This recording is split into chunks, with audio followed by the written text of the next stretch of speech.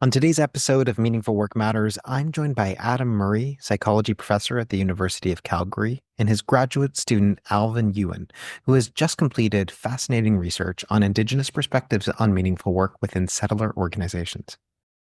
In this episode, we dive deep into the unique challenges and strengths that Indigenous faculty and staff bring to universities across Western Canada, exploring the pressures they face, from invisible labor to identity concealment, and the minority tax of being asked to represent your community without adequate recognition. Adam and Alvin highlight how organizations can foster greater meaning and reconciliation by allowing Indigenous employees to define success on their own terms and account for the extra work that's involved in indigenization. Join us for a different take on job crafting and why we need to look beyond the individual to organizations and the systems they're a part of if we want to create meaningful work that is both inclusive and equitable.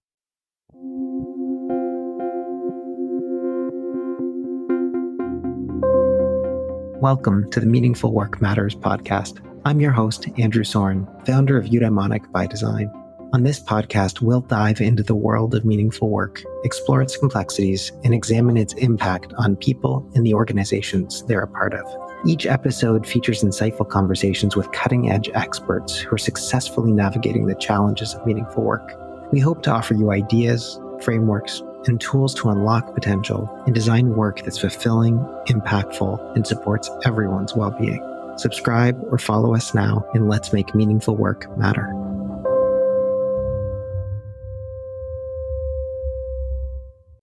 Adam Murry and Alvan Yuan, it is so great to have you both on Meaningful Work Matters. I am very excited about this conversation today. The big reason why we're having this conversation is because Alvan, you just published your master's thesis, and it just, I don't know how I found it, but it popped under my radar, and it made me really excited to reach out to both of you and connect and learn a little bit more about Indigenous ways that folks are thinking about meaningful work in Canada specifically. And I'm really excited to be able to dive in. So welcome, both of you. Thank you so much for being here. Thank you for having us. Yeah, thanks.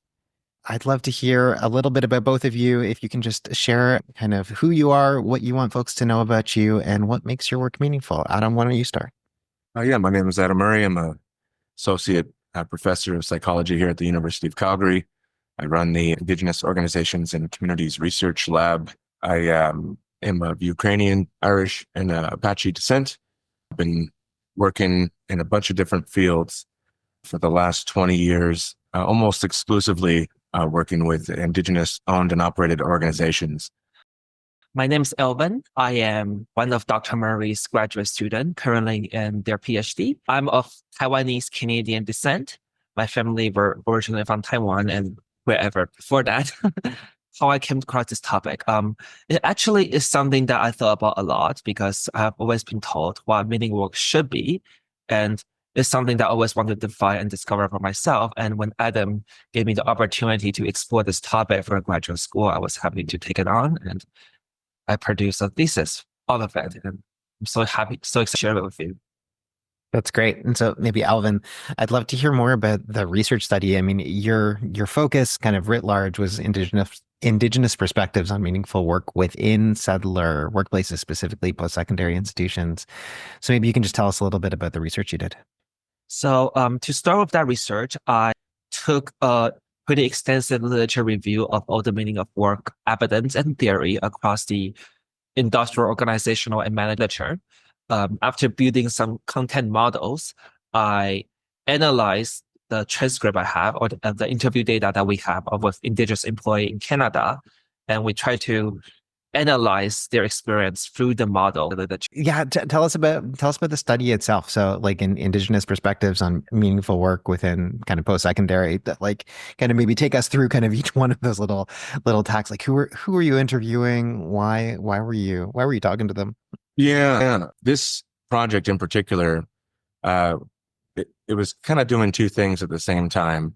And I was very proud of this work. In part, like I mentioned, I got started in research working with Indigenous organizations and cause agendas and stuff, gee whiz, about 20 ago. I operate with a kind of a service mentality, a service model. I don't hypothesize test. I don't walk in and say, hey, I want to test these theories on you or whatever and knock on doors. Usually I get invited. My expertise is in quantitative and qualitative methods. And so I meet folks that are doing good work across lots of different things. I've worked in substance use prevention, sustainable development, disability services, work training, mentorship, allyship, mental health resources, a bunch of different stuff, kind of depending on where the need goes. But my heart was also towards improving employment opportunities and conditions for Indigenous folks. I thought it was so peculiar and ironic in a bad way that we could get funds to study diabetes and alcoholism and to homelessness and childhood cavities and a lot of the sad stats that you hear about.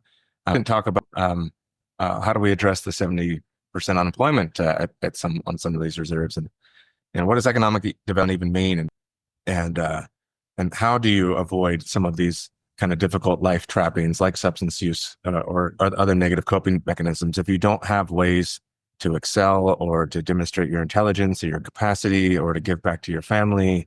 How do you, what's the other options, And so I thought, how do we talk about more upstream causes of some of these negative statistics that we see? And for a lot of years, I've been working on all these teams. It's different things. But my long-term goal has always still been focused on employment stuff. Our university in 2017 also made this commitment. It's an initiative. They call it the Indigenous strategy at Tapatope, which in Blackfoot means a place to rest along a journey. But this strategy, this initiative, I think that when the university agreed to it, it was much bigger than they understood that it was. And so it started out with just a few people trying to implement it. And they're like, really quickly, they realized this is huge. The ramifications for this are widespread. They permeate every level of the organization. And a few years back, a bunch of our Indigenous faculty and staff were getting recruited by either other universities or other organizations. And so they were getting poached. The provost at the time approached one of the circles and said, how do we keep our Indigenous faculty here? What can we do to support you in the jobs that you do and in not leaving? So we interviewed 18 Indigenous faculty and staff from universities across Western Canada, mostly Manitoba and westward. And part of that was because if you look at the distribution of Indigenous residents, that's where it falls. The majority of Indigenous people are residing from Manitoba to British Columbia. We put together an interview, and there was a couple of things that we asked on the interview that were kind of paying homage to popular trends in the literature. But the core motivation was to provide answers to our leadership on how to support and how to keep our Indigenous. And among other things, like what supports you in your performance, what supports you in your commitment, what types of barriers and that kind of thing. We had this section that was dedicated exclusively to meaning of work.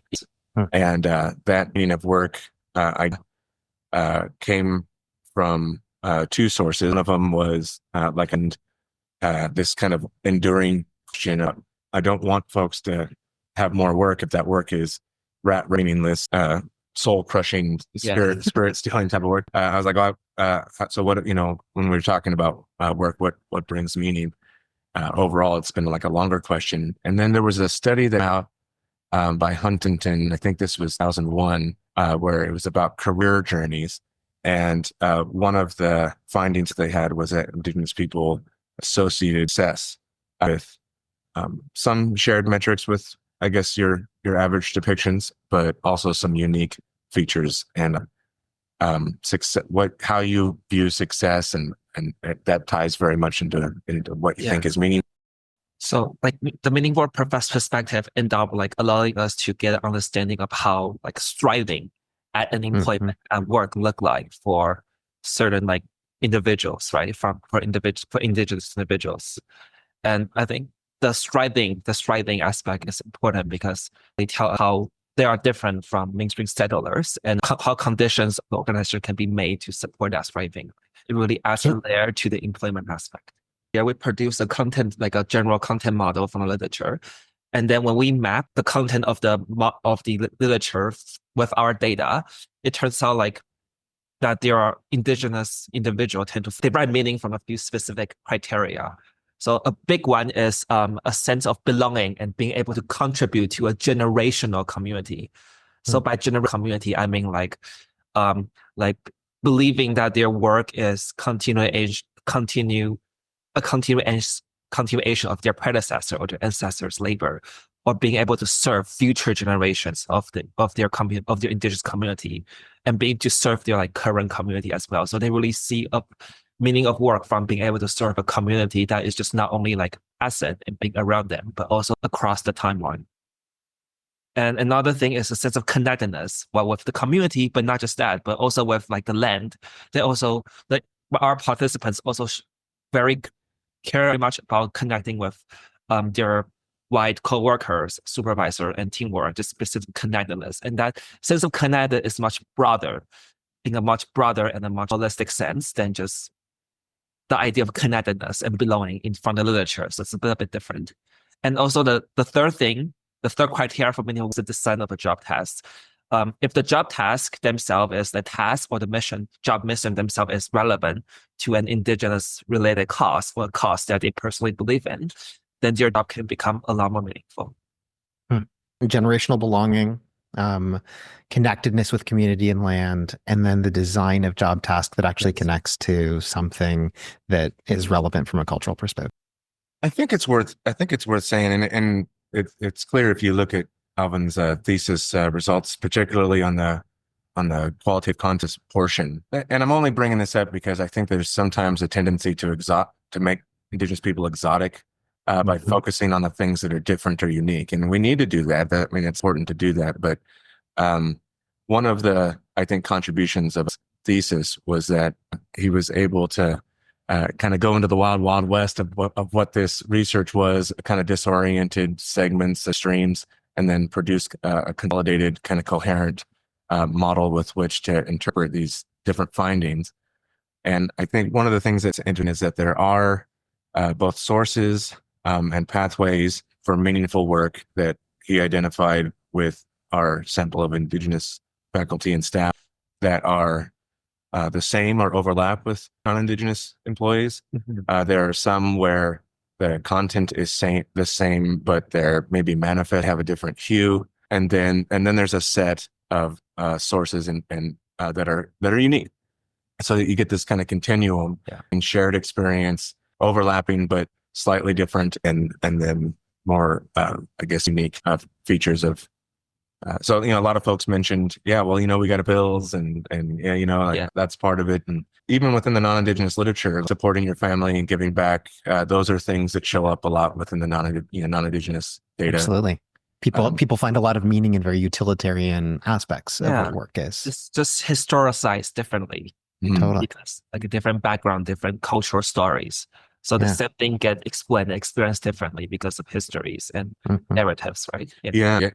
Maybe your regular Joe will say like, I want to support my family and I want to larger causes. But maybe the definition of family is small, right? More nuclear, and not looking at adopted family or kin relationships, not looking at your nation, your tribal nation, and then like what Alvan beautifully articulated there.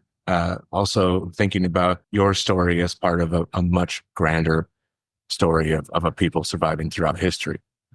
So these things add different connotations and different expectations of the work. And so it is worth saying that focusing on people who are in post-secondary kind of lends itself to these conversations maybe a little differently if we were working with engineers or people more in the trades.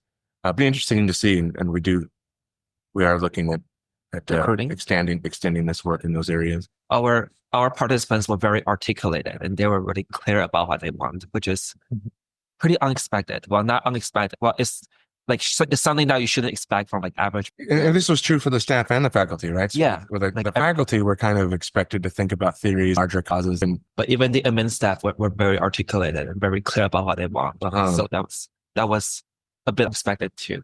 It makes me think.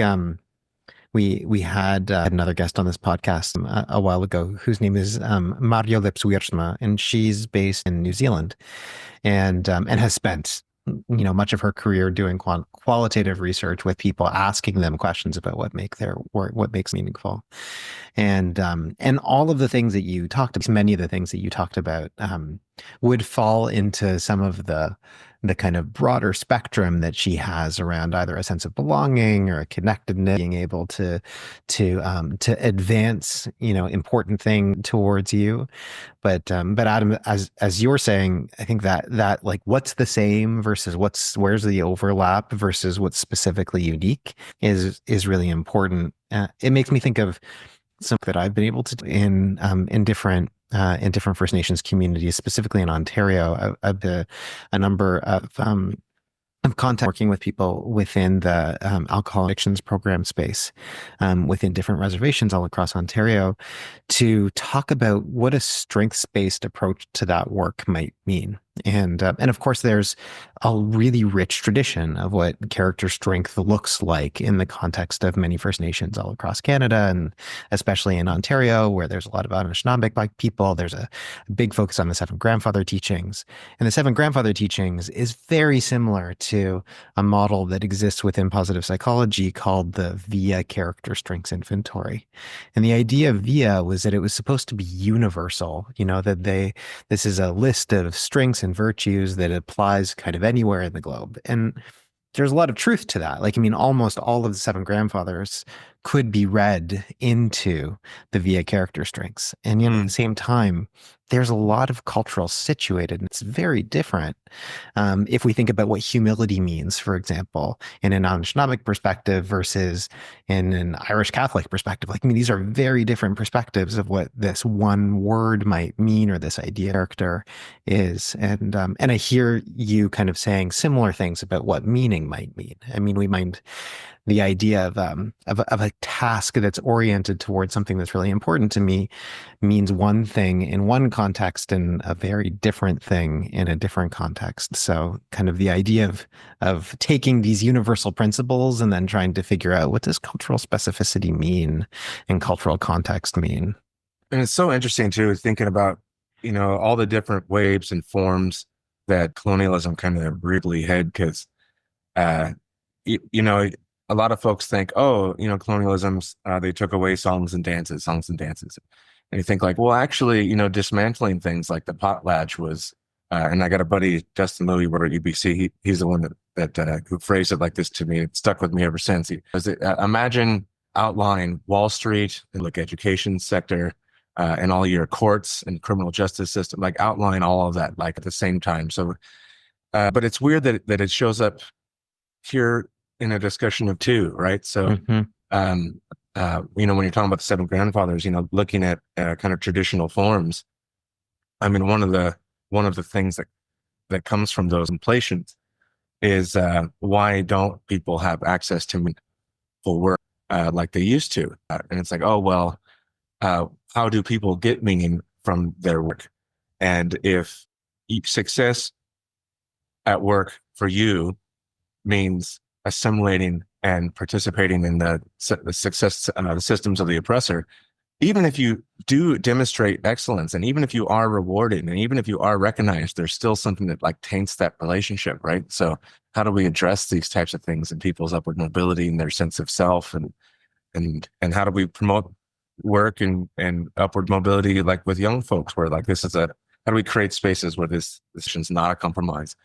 And one of the things that came out of our at a year's defense was thinking about meaningful work as an area that these conversations and these battles could occur in, like thinking about what does, is access to meaningful work, is this an avenue, right? Reconciliation, and is this a battleground that we should be trying to advance? I love that. I love that part. I mean, just the mentions that you did give within your thesis to that, Alvin, and just even the idea that that meaningful work could be a resilience factor in overcoming, or at least grapple with systems that give people a sense of autonomy in a context that feels like so much autonomy has been ripped away. A part of the colonial process is forcing definitions and forcing conditions upon Indigenous people about what they should want and what they should want and what they are going to want. And And to deviate from that is punish in a way, right? So like, I think writing this thesis really put that abstract battle into the forefront and be like, okay, part of decolonization is allowing, like, restoring, and like reimagining what meaningful work is, what meaning is, what success is in an individual way.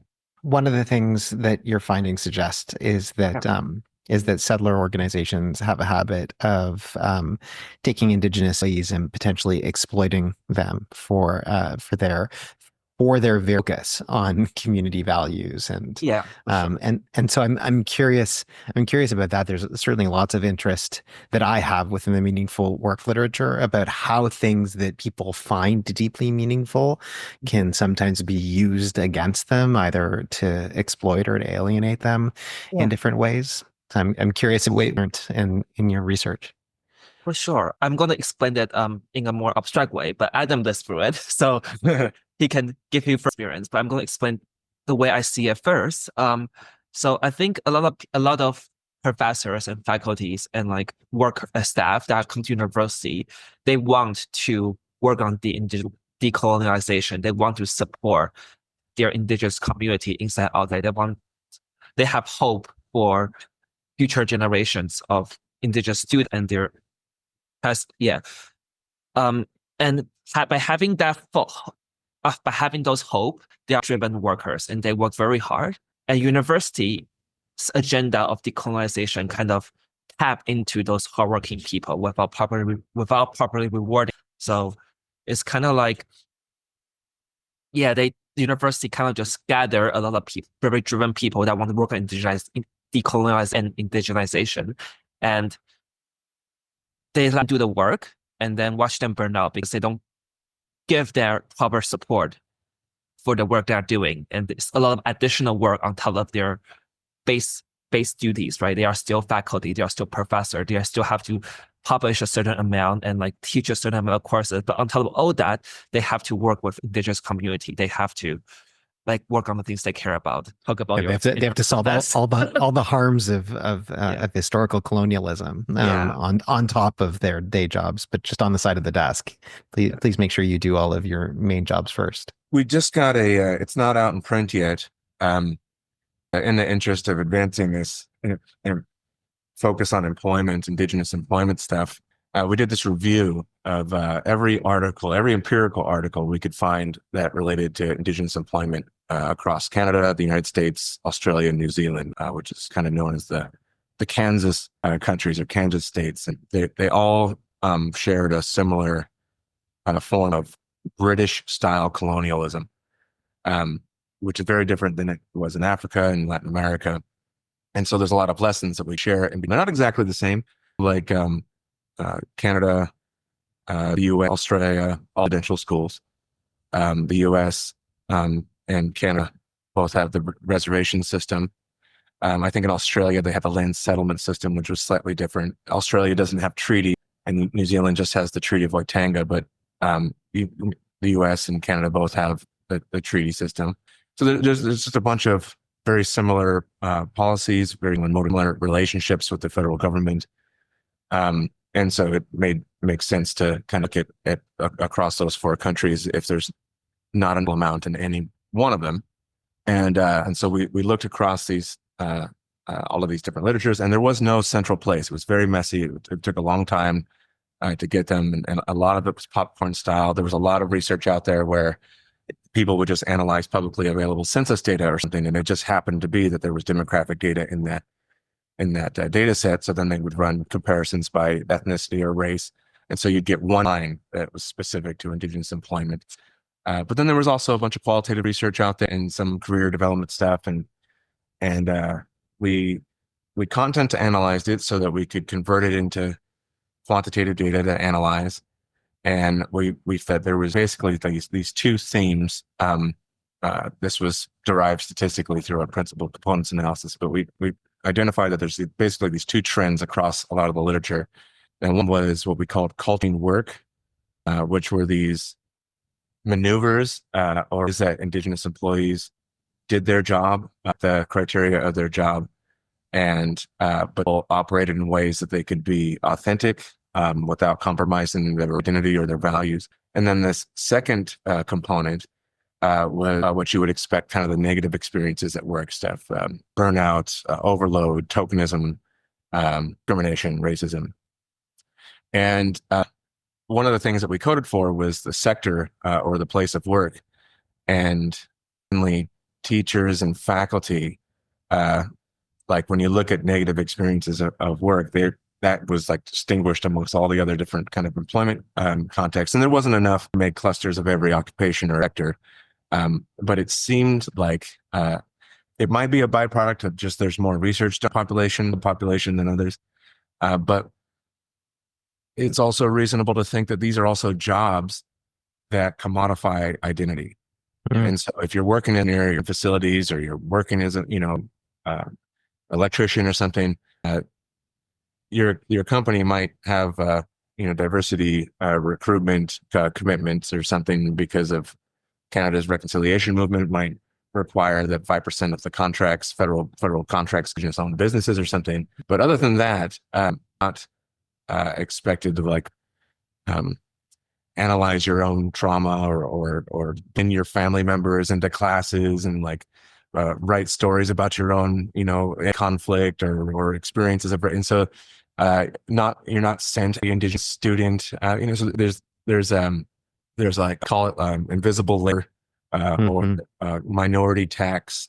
This has been expressed by lots of other ethnic groups as well that work in the academy, that every student who's had a hard time, the regular system ends up in your office. But from the top down, it also happens where the universities don't really know what they mean when they say we're committing to decolonization or reconciliation or indigenization. Those three movements all being related with but distinct. And so they'll say, well, let's do that. Let's get involved with that. That's hot right now. We could get extra funding if we have something like that. Okay, well, let's hire one and then give them the job to decolonize this place that has 30,000 employees, its own finance department that moves, $1 billion a year. So and this person is going to do all of this. And, you're excited because before, and wait, there was nothing. We didn't even know. We didn't even talk. That's right. And for the, and Indigenous identity is a complex thing. And I don't know how much to go into it. There's term of how much folks are, assimilated versus traditional, or how much they're in terms of their heredity, if they grew up on the reserve, urban, or if they were on the reserve, if they were part of the ceremonial families or not. There's a lot of different continuums, but you end up getting thrusted into these positions where the people who hire you don't know the difference between any of that stuff. And so you're expected to be like the university's Indian. You're supposed to be an expert on all political stuff, an expert on all the 50 different nations and over 600 different bands in Canada. In the US, there's over 576 federally recognized tribes, and then 100 state recognized, a few more fighting for recognition. And there's complex histories and dynamics and relationships with women, relationships with the other tribe. You're supposed to know all this stuff. And so you're excited because in the old days, you had to hide or the ways that you were different or raised different or the values and stuff, you had to hide those things. Those were non-conformities. And so here's where you get to celebrate those things. Oh, this sounds great. But then, and this is something that we've been addressing a lot within our own committee and within our own university, is when you go up for merit and promotion, is the work that you're hired to do, is anything that's related to that work on the criteria for promotion? And until recently, it wasn't. And so you were kind of hired to do two jobs. If you did the standard non-Indigenous related job, then you were looked at, you failed the Indigenous initiative.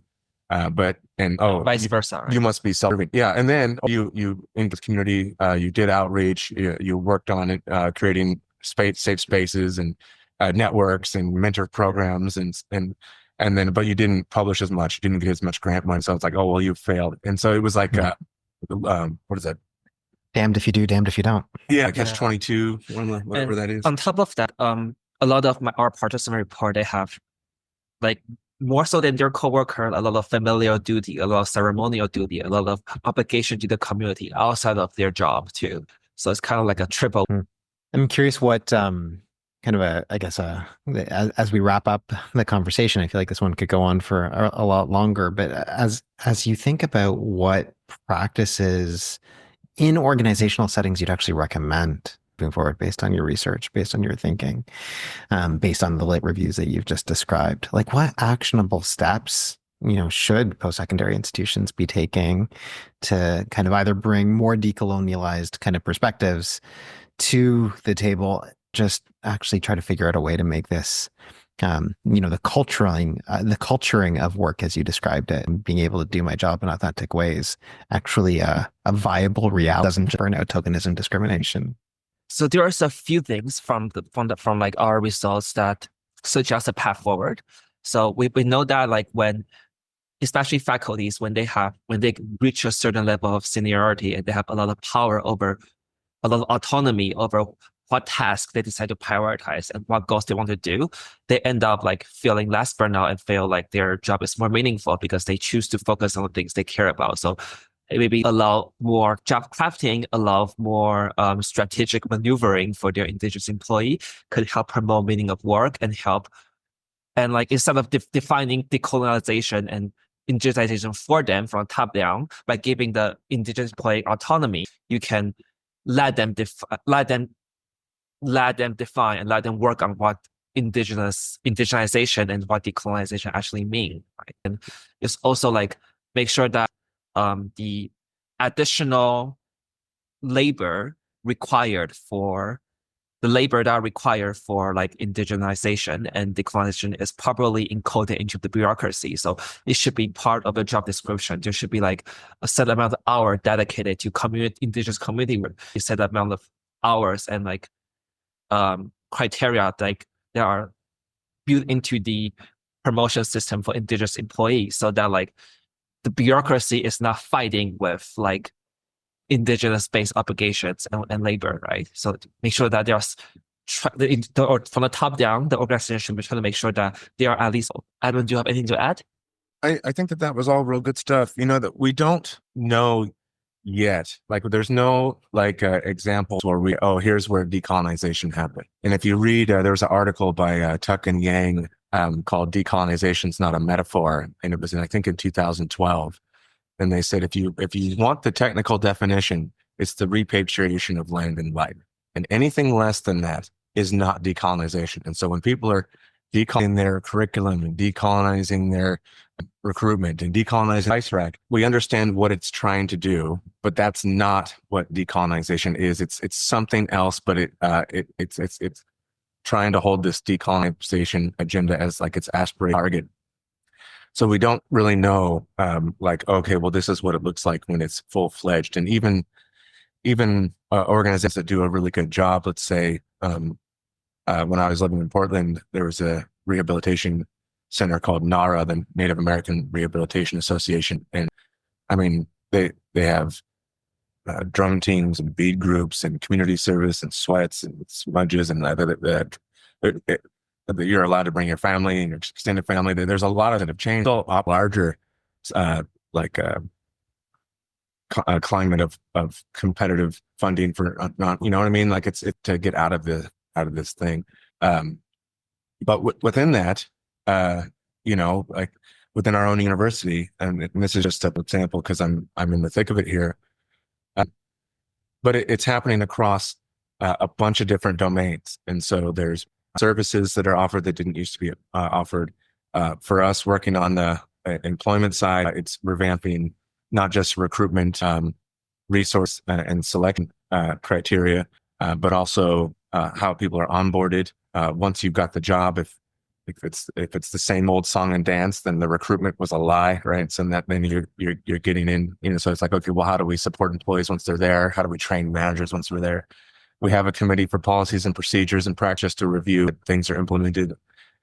We have the architectural committee is regularly involved for creating more spaces. Like before, if you wanted to smudge here, you had to pay $200 to get the facilities to come and turn the sprinklers off every single time. And now we have dedicated rooms where you can do that. And we have excavation fans. Our lab. Our lab is one of them. Yeah, yeah. There's places where they're growing on plants. Again, there's utilizing words for things that are from languages of the whole of this land. There's oh geez, I mean, it takes like leadership commitment. It has to come from the top and the bottom and the middle. Yeah. So there's lots of, any one example sufficient, right? But collectively, the hope is that someone could walk into this campus here, that their cultural selves would be a strength to the job, that they would be able to excel and utilize their intelligence without facing discrimination and kickback. And organizations are usually pretty good at resourcing things that they care about. And there's lots of strategies for doing those things. And so I don't think it's as foreign as it sounds. It's the political will to do it. And it's, joining amongst a bunch of other competitive obligations. Mm-hmm. And so you see, sometimes you kind of the ugly face of motives showing up between things. It's our responsibility in those realities, hostile or superficial or performative that they may be, and to use those opportunities to change. Thank you for that answer. I feel like you have just provided a little bit of a masterclass of why, when we talk about meaningful work, and especially in this kind of a context, we can't just talk about it at an individual level. We have to think about it in the organizational context. We have to go beyond the organization and have to think about the systems in which we're part of, ultimately the colonial structures in which we are a part of, and see the whole, ultimately, in every aspect of the individual part. And I'm so grateful that your lab exists, Adam. You're doing so much good work in terms of being able to peel these layers apart and look at the different ways in which organizations, similar organizations, can actually try to do things in different ways. So thank you. Thank you so much for your work. Thank you, Alvan, for your incredible research and for lighting the way. This is truly innovative, inspirational, guiding light kind of work that I hope is only just the very start of more work in this territory. Thank you. Yes, there'll be more to come. Thanks, Andrew. Thank you so much for inviting us. We'll speak soon. Thank you again for joining us on the podcast. Bye for now.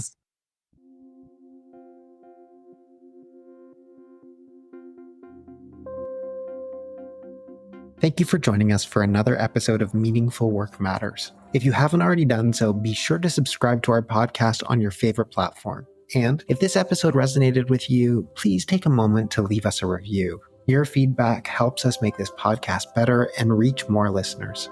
You can connect with me, Andrew Soren, on LinkedIn, or visit www.eubd.ca to learn more about Eudaimonic by Design. Finally, if what you heard today spoke to you, tell your colleagues and people in your community about our podcast. We really appreciate your support in making meaningful work matter. See you next time.